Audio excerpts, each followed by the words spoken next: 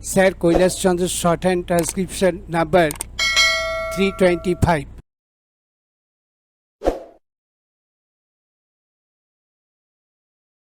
Let's start.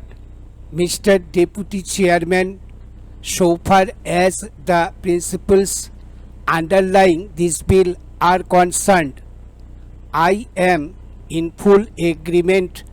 I also find that the provisions of this bill are an improvement upon the various provisions of the Essential Supplies Powers Act 1946, which this bill proposes to replace, and I would like to congratulate the government for implementing the recommendations of the committee which you so ably presided over. But I shall soon point out to you that very many important recommendations which your committee was good enough to make have not been implemented in the provisions of this bill.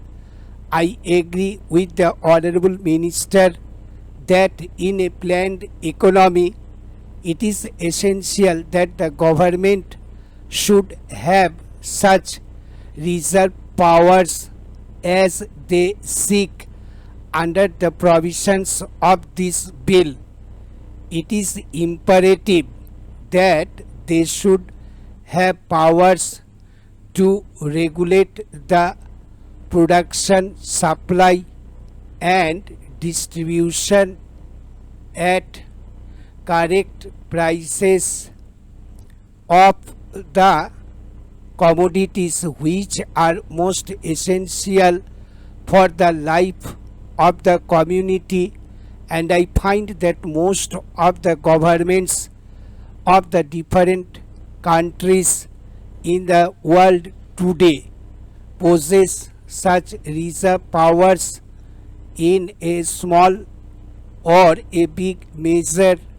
In the United States of America, which still believes largely in a laissez-faire economy, they have such powers in a very big measure.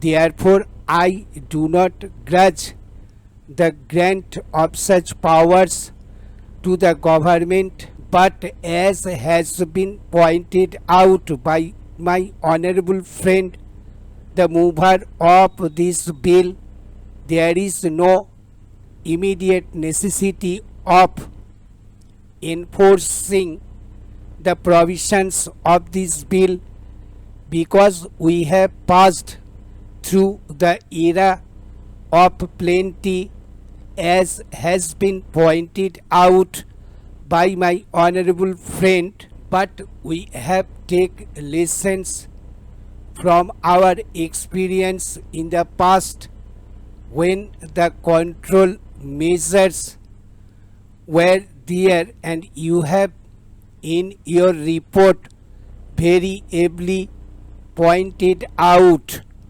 as to how these defects could be removed. But I would like to view this measure from a little different angle. We have got to view this measure from two different angles. We have to keep in view the big towns, the small towns and the big centers of production.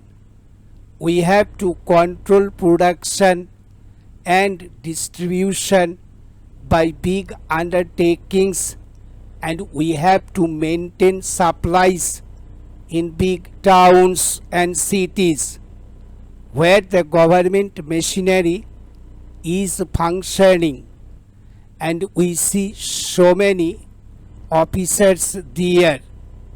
But we have also to keep in view that we have got to regulate production. Stop. Thank you.